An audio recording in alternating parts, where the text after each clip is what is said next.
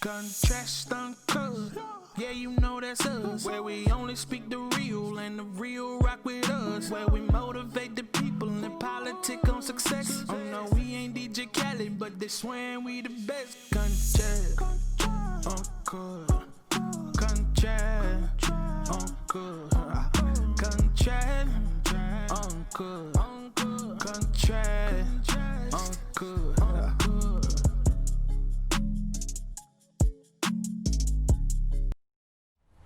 What's happening? It's Contrast Uncut. It's season 4, episode 19.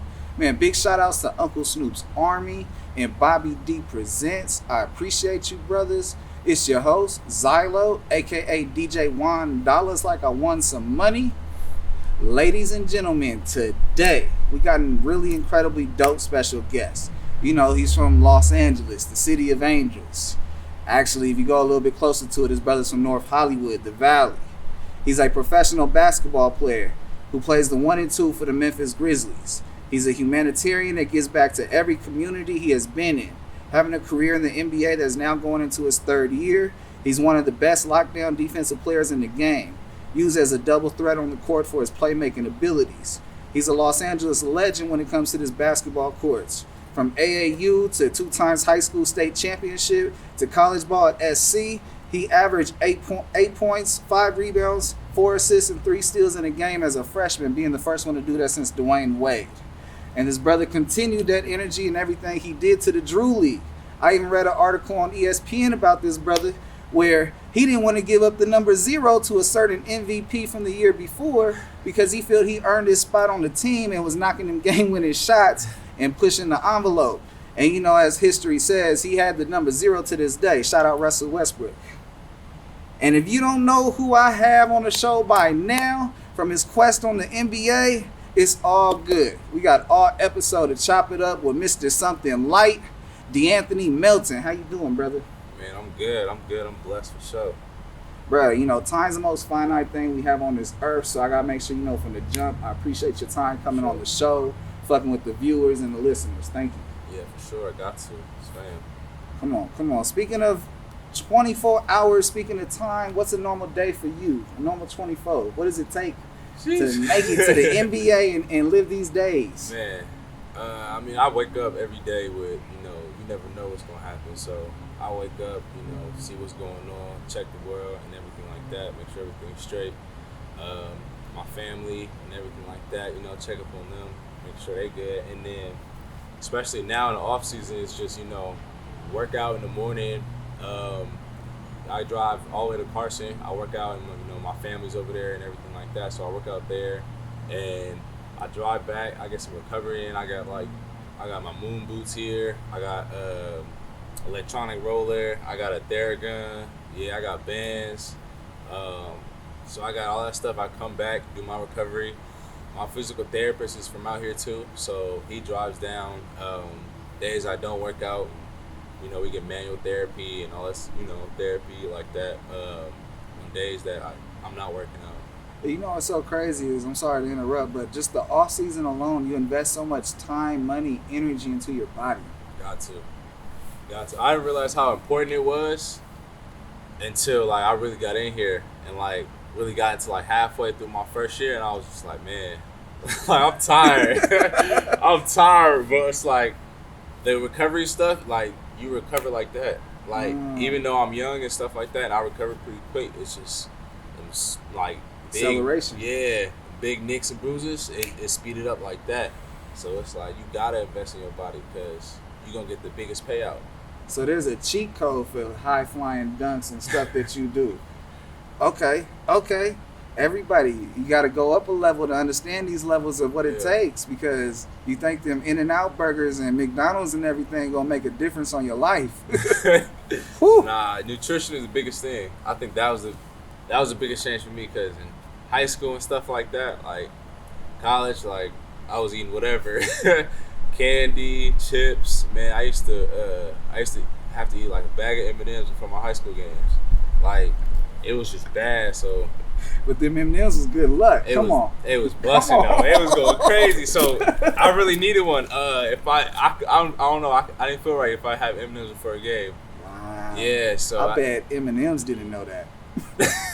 But it got me 2 straight championships. So Come on. So that's fine with me. But now, yeah, I can't eat them before I eat fruit and vegetables and chicken and rice and all that stuff. Fish, you gotta put that stuff in your body. It's fuel. Okay. I got a quote, DMan. You know, let me know how this quote relates to you, or if it doesn't, don't take no heart to it just because I know you went to SC. But when I read this quote, it stood out to me because it spoke to me. And let me know if you got the same. But the idea is to talk about it. Things turn out best for people who make the best of the way things turn out. John Wooden. Hey, look, you said late, coach. I think with that, it's just, man, you never know what's gonna happen. So whatever opportunity you have, you just gotta make the most of it, and make the most of it your situation and your opportunity. Because everybody gonna have an opportunity, but everybody's situation not gonna be the same. So whatever drives you and everything like that, you just gotta make the most of it and understand, you know, what your end goal is. You're trying to feed your family, so sometimes you have to sacrifice. And that's the biggest thing, sacrificing right now in life. When I read this quote, it spoke to me in 2 words: something light. Because everything you've been through, that's your whole way of looking at it. It's like, man, it's nothing heavy on me. It's something light. I'm going to push through it. You do something great, it's something light. Yeah. I'm going to push through it because there's so much more to come. Yeah, exactly. And, you know, that's just taking every opportunity and make the best of it. Because if you don't, your attitude's wrong. If your attitude's wrong, your game is wrong. Exactly. Man, I think when I came up with, like, something light was just, man, just being, like, never satisfied. Like you said, it's just like I always knew it was something more. So it was just like, man, it was just what I did in AAU or did in high school. It's just like, man, it was just something like I know I could do more. You know what I mean? Yes. So it's just like I'm just gonna keep trying to do more until everything is just light. Come on. Speak on the light, because you know what light does. It moves out the dark. Yeah, exactly, man. Lightness shines in darkness. So I'm just, you know, something light. You can take it with just, you know, light stuff, or it's just the light of day. Because I just wanted to be, you know, have both in my game. I got a quote. It's from my brother, and it's a Tupac quote. It says, "Through every dark night is a brighter day." Mm-hmm. And then, you know, that's something he always stuck with us from everything he did, and so it all comes in together. Yeah. And then if you didn't catch it, it's okay. You can put this on repeat and then rewatch it again, because it's some real gems being dropped. Them and some diamonds dropping. You can't even see it until it blings you in the eye. So they dancing on you. Come on. And I ain't talking from the teeth yet, because, you know, I ain't got nothing in my teeth. But you understand me? Talking about basketball, did the game choose you, or did you choose the game? Man, I love competing. I love competing, honestly. I started out in football. I was a big football player. Obviously, I played basketball too, but my whole family was football. Like, you're going to be football, you know, NFL, stuff like that. And I was just like, I was good at it. And it came easy to me, so I was just like, man, I'm going to keep playing it. But then I hear basketball just keep creeping up. Like, damn, I'm starting to like this more and more. Like, I want to do this more. You know what I mean? I'm trying to put it on the pads and pick up a ball, like, more and more. And then once I got, like, to high school, I was kind of like, honestly, whatever team I'm on, like, whatever I'm on varsity first, like, I'm just going to stick with it. And so my freshman year, I went to my high school for football. We was known for football school. But we also had a good head coach at Russell White. So I went there. Crespi High? Yep, Crespi down the street. It's like 10 minutes away from here in Encino, California. Played my freshman year there. I had fun. It was cool. And then once basketball started, I was on varsity for basketball. So I got to play at the highest level. And I was just like, I got to stay here, because it was just like, you know what I mean? This is the highest level for where I'm at right now. And I want to focus on this. You know, speaking of the importance of what he's talking about, Crespi at this point was a football powerhouse. And in the Valley for basketball, it was Taft and Birmingham that was pretty much running the Valley. Yeah. And what this brother was able to do is come in at a very young start, freshman year, going in sophomore year, that he pretty much said, no, there's a new powerhouse in the Valley at Crespi High. And I'm sorry, I got to fill them in so they know the real. That's for real. I mean, my coach was just such a good coach that it was like, you put the right players and stuff around us, it was just all we needed. My freshman year, we had a really good point guard that went to Virginia, London Perantes. So he was there. DJ Ursi that ended up going to Pacific was there. Max Heidegger was there. So we had a few guys that was playing there. D1 next level. Exactly. So it was like set the tone. Man, I'm learning from these guys. Seeing Virginia was powerhouse in college by the around then. They was going to Final Fours and everything like that. And DJ was an older guy. And Max was a high profile freshman. So it was like I just had everybody to learn from. And then as dudes, started to graduate, started to leave. By the time my junior year rolled around, it was just me. It was just me. So I was like, I'm ready for it. And my coach told me, it's like, yes, it's your team now. And then we had some incoming freshmen, Brandon Williams and Taj Regans. And after that, we took off. And you guys moved up to Division II your senior year. Yep, moved up to Division I. So that was the first time. We tried to we was open for CIF, but we lost. And so then we went to Division I for state. And that's the best thing, pretty much. Come on. That's the cream of the crop when it comes to high school sports, especially in California. California is one of the rare spots that they have real outright state champs. Some places they have all these divisions 1 through 20, and they're a state champ in every division, and they break it off, and it's really like a sectional champion, in my opinion. But that's none of our business. That's how y'all do things. There's nothing wrong with that. Y'all still real state champs. But California, it's just a little bit more pride into it. What was your first confirmation that, that basketball is what you're supposed to invest your career in, so that the person we see today investing into their body every day, that if you asked him 10 years ago, would he be doing this? He'd be like, nah, I spend that on other things that make me smile. Man, when did I know? It was probably like around my sophomore year. My sophomore year, London left. Max had ended up getting hurt, so it was really just me and DJ, and I'm such a competitor, and one year it was just like another side came out, so it was just I knew it was something there, and I just kept wanting to get better and kept wanting to work and stuff, everything like that.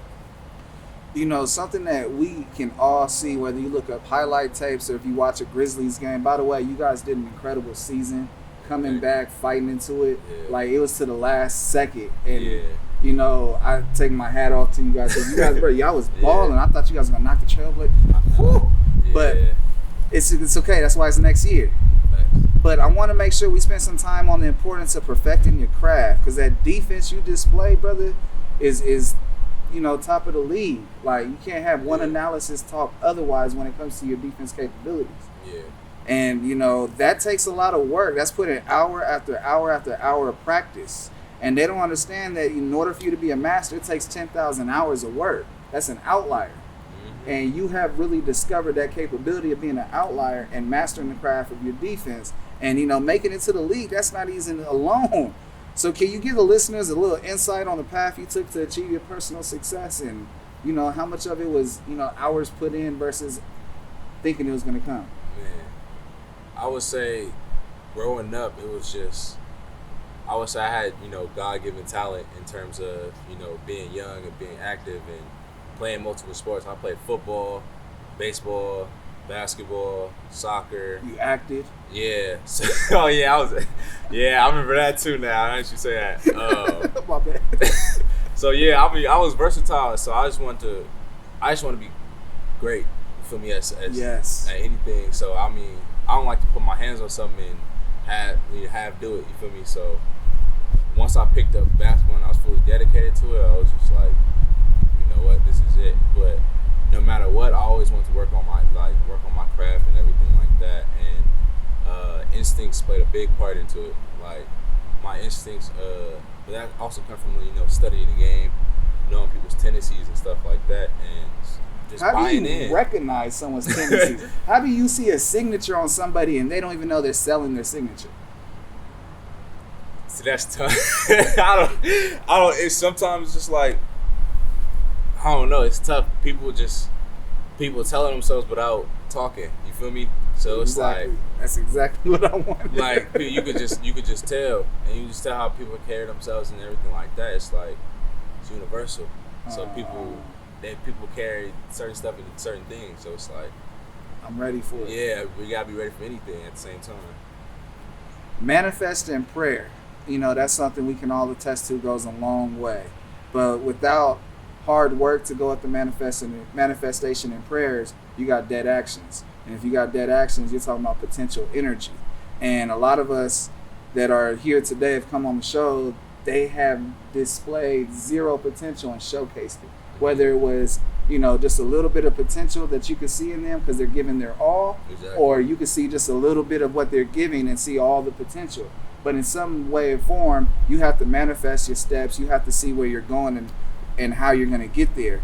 And so I just, someone that's made it to the NBA and the struggles to overcome, what's some of the things you can give on your manifestation and what it's meant for you and how you got there?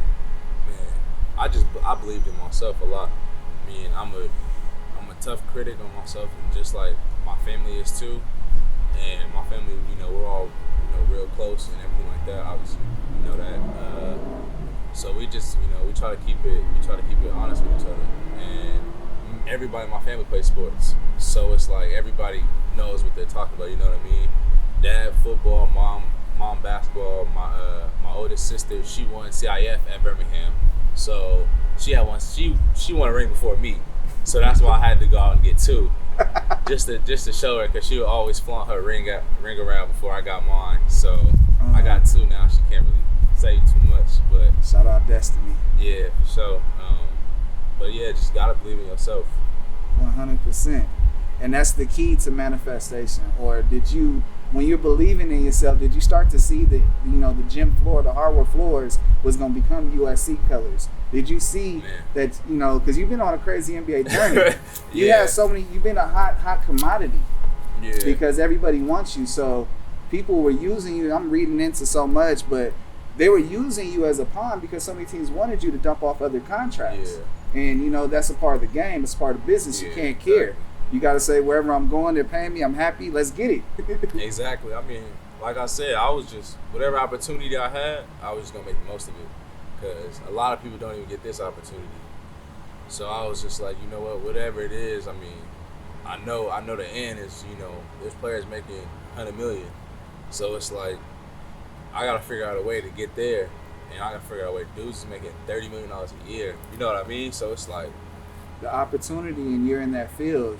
It's a short amount of time for a lot of money. You know what I mean? So it's like, sometimes you gotta sacrifice, and you gotta put in that extra, and you gotta put it. You know what I mean? That you can't get involved with stuff here. You can't, because you gotta go. This may be none of my business, but I'm gonna ask anyways because it just hit me impulse. Who signs the check? Is it like the commissioner that signs the NBA checks, or is it like the team? Not a team. owner? Yeah, it's through the team's owners. Oh, sorry, that's just a sidebar question that came in. Like, bro, who signs the checks? Yeah, nah, it's each team owner, like, they do it like that. So through this game, you've noticed that it's a roller coaster, and you can have your highs and your lows. You get in your freshman year, and you get a high because you're working with everybody. You come back your sophomore year, and it's a low because you got to build up. And then what came after that low, it built up to another high because you overcame. And, there's been a common trend of no matter where you've gone, you settled in and became great at exactly what you do. So my question is, what's some of the highs and lows that you feel that you faced in your career and that you're willing to talk about? I mean, I would say definitely one of the, best highs was definitely my high school, like, last 2 years.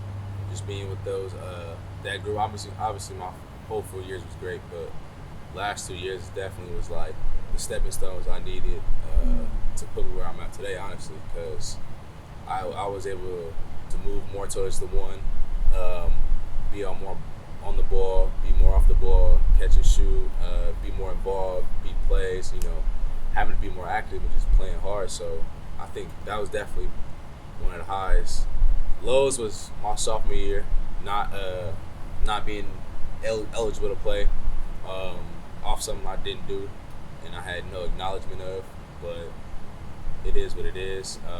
But it also helped me get in the gym more because it was just like I had nothing else to do.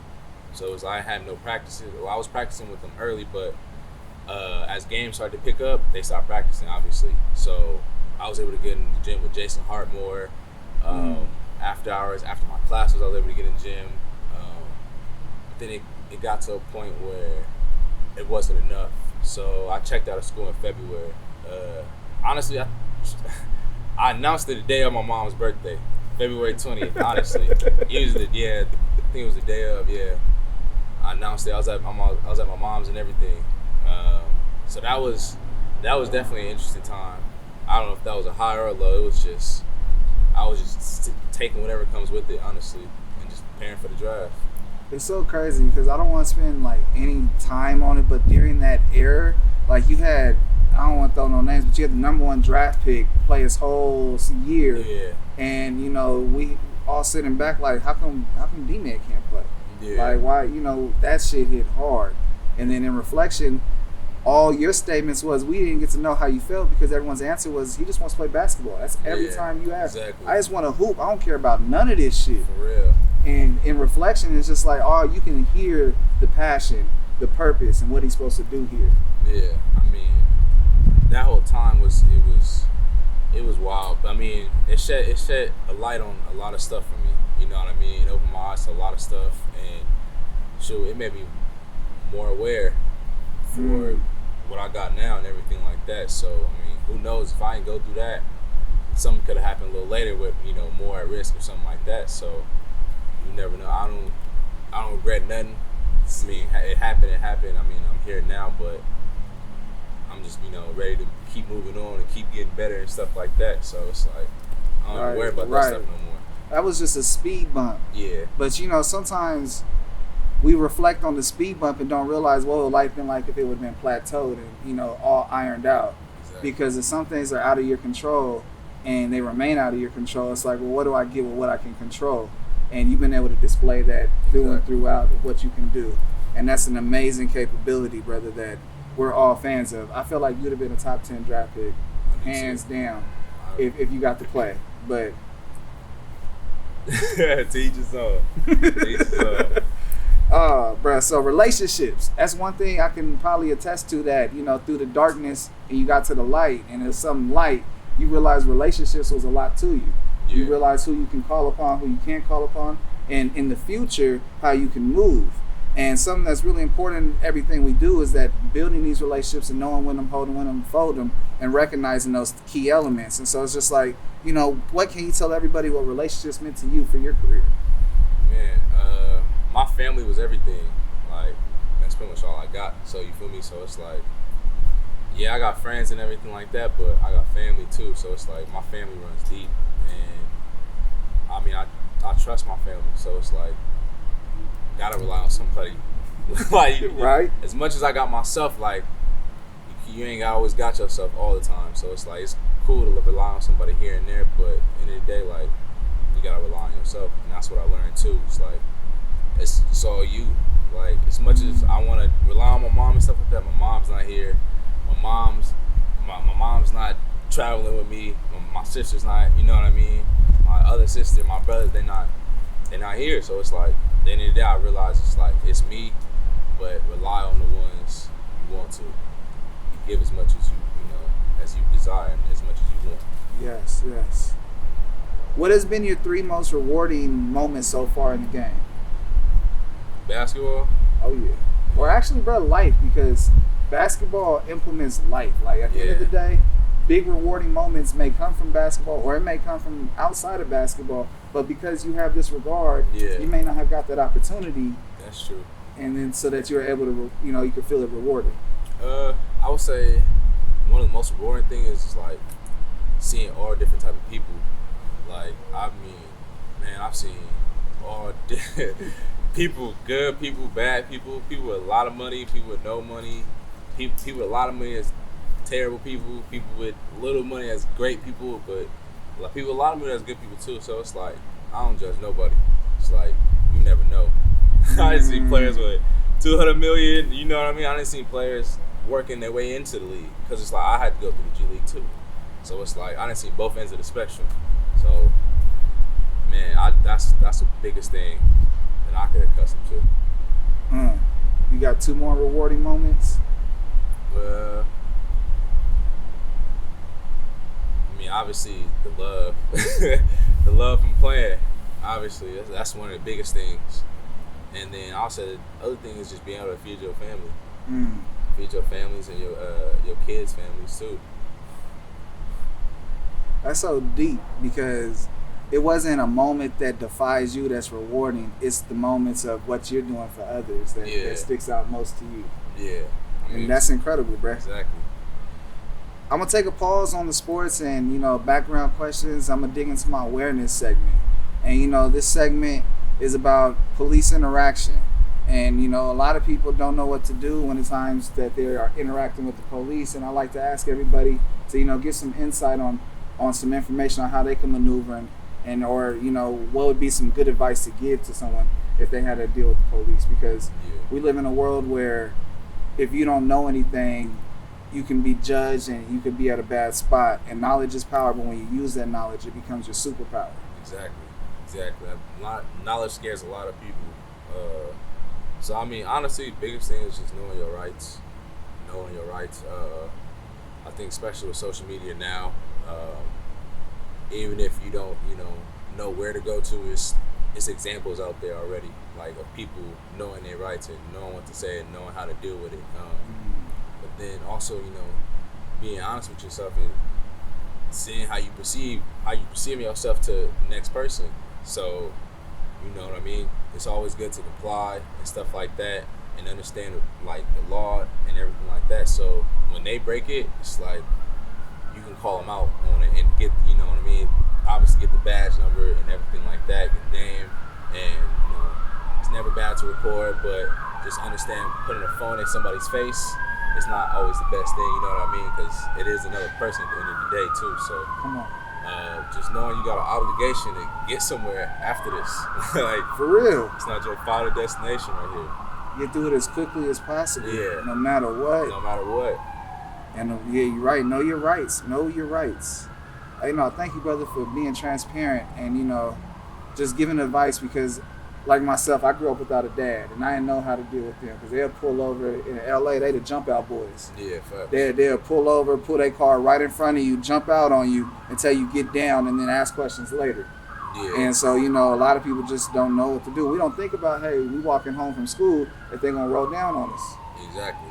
And, so it's so important that you know what to do. And that's a big reason why I have this segment on the show. I got my next segment. It's called Impulse Q&A. It's a lot lighter in thoughts, but it's a little bit more funny. Yeah. And, I got impulse questions I wrote down prior to coming down. But something for you is I need an impulse answer from you. I got You don't like the question, it's all good. Say pass. But I want you to answer 3 questions. All right. Are you ready? Yeah. Question number 1. What is the funniest thing you see a kid do? A kid, I would say the funniest thing is my little brothers. Them dudes is hilarious. If you don't follow them on Instagram, please do. It's Cosby underscore boys. My little brother's hilarious. They be on TikTok all the time. They be doing a little side, it's hilarious. So I got a funny story about your brothers. So I'm at the house and you are gone, and they are playing on 2K. And one of the brothers like, I logged out, and the other twin was asleep. And the other one, the main one, I forget the names, but DeMar, the bigger one. So DeMar, he was like, oh yeah, I logged out of DMan's account. I logged out. And then so I could hear your mom call and say, yeah, he logged out. And then you call back 2 minutes later when I'm talking to her, and he didn't log out. Yeah, we be going back and forth. He always logging in my account, like my PlayStation account. Playing your my player. Yes, he always be on a park playing my player. Like I'll be in the middle of a game, like playing something, and he'll just log me out. I'll be like, bruh, come on. Like at least he got a phone now, so like he'll text me or call me if he's trying to get on. But like before, it was bad, and we'd be going back and forth. He'll log me out, I'll log him out. He'll log me back out, and I'll log him out again. I'm like, bro, stop. That's why when you hear me calling him, it's like, bro, stop. Cause he don't listen. He don't listen. Hey, he's already a teenager, and he like 6, 7. No, he's 8 years old now. He 8. Yeah, he gonna be 8. Wow. 8 January. Question number 2. What is one thing you love but you wish you hate?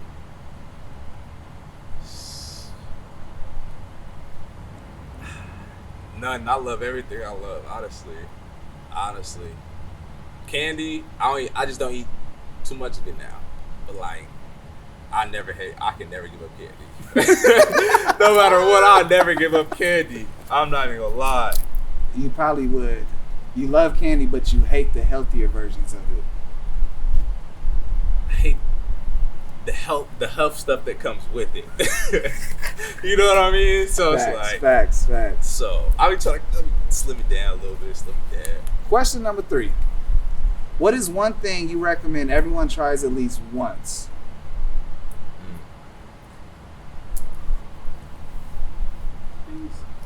I don't know. I want to pass. I want to try. I'll give you one thing. I really want to try. I really want to try like skydiving. Yeah, I want to try skydiving at least once. So if you haven't skydived, hold on. I gotta get my producer involved. Key, would you ever skydive? Nah, I'm good. Never. Good. What about bungee jump? I've done that before. Really? Yeah. You don't feel like that's more? 'Cause Oh. it That got shit a seems string- it got a scary string here. on it. Bungee Bruh. jumping worse. I don't know. Skydive is like ain't no string attached. What It's you just- mean? You got a parachute. But the string, I feel like. But you know, all right. You know how like But I ain't doing none of that shit. None of that shit. You know them groups where they jumping like four people. They be. Like in a I ain't trying to jump by myself. Yeah, I'm not jumping by myself. I'm gonna jump with other people. Bro, I don't give a fuck if it's 30 of us jumping out this motherfucker and we tied in together, so no matter what, we gonna fly up. No, I'm not doing it. I'd rather take the plane for what it's meant for, Oh, you to like fly. I really Damn. don't. Yeah, I don't like flying.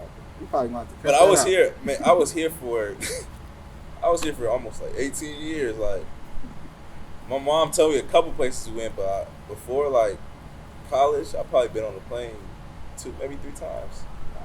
But then again, people don't realize how Los Angeles is a hub for everything. Yeah, Everything comes here. Like the ABC, Adidas, or Nike tournaments, they may be on the East Coast, but they got a West Coast run.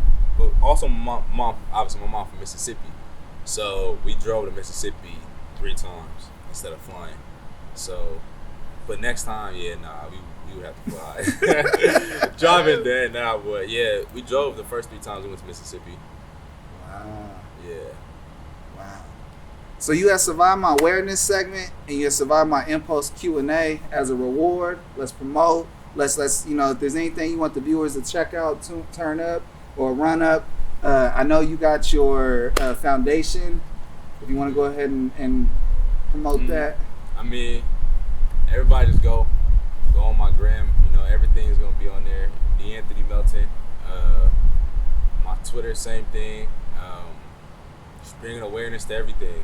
So it's a lot going on right now. So it's like just bringing awareness to everything and just understanding what's going on and knowledge. Bringing knowledge to yourself. So Yes. that's all I try to do. Yes. Now, if you notice, DMan, the shows is different. Oh, go ahead. I had a question.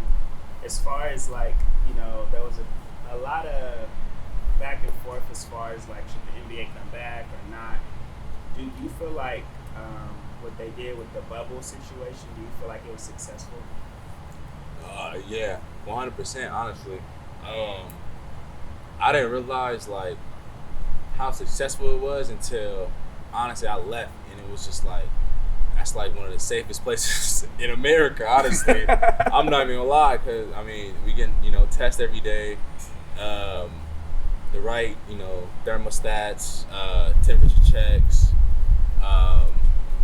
masks everywhere. So it felt like it really was the safest place. You know what I mean? Because we could walk around here and there without it. But like now, when you're outside, nah, no matter what, grab your mask for real. Yeah, it's a risk.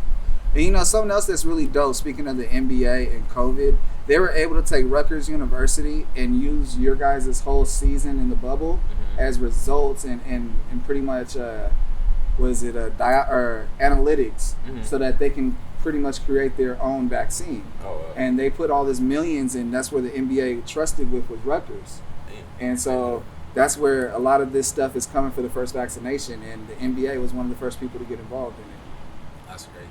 Just NBA side is note. really, I give it to the NBA. They're really like, they're really pushing to make sure everybody's, you know, comfortable and everybody's, you know, accounted for, and they're not trying to leave nobody out, and That's they important. care about every single one of us, no matter what. Like, trying to make sure every player is safe, you know what I mean, and has the right rights and everything. So NBA is definitely a great organization and everything. Yes. If you notice, my show is a little different. It's a little unique. You know, they got segments over there, so I'm like, I gotta have segments. But other than that, I'm like, how do I keep this same energy and close out? The viewers knows it's coming. I'm gonna hit you with it. Yeah. You got any questions for me? Nah, I don't think so. It's all good. On that note, it's Contrast Uncut. It's season 4, episode 19. Man, big shout outs to Uncle Snoop's Army and Bobby D Presents. I appreciate you, brothers. I wouldn't be able to do incredibly dope shit like interview Melton of the Memphis Grizzlies and chop it up about his history and, you know, drop some gems along the way. He put so many diamonds in the sky, you would have thought that our whole air was diamond out. Thank you, brother. We all shining from this conversation. Thank you, brother. So, no doubt. It's Melton here. I'm tuning in to Contrast Uncut. And shout out to Snoop Dogg and shout out to Bobby D. We out.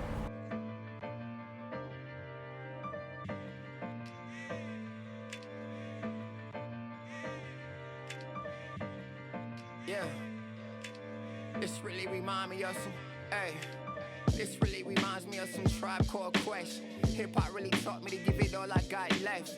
Wu-Tang taught us how to beat the projects and tell my story over beats and it could be a project. Look, how it all begun, bum, skibbity bum, yeah. Grew up on that Nas, on that L, on that pun. Old soul when I was young, crisscross, make 'em jump. Battle rapping for respect, my nigga, this ain't what you want. Can I kick it when I'm rhyming?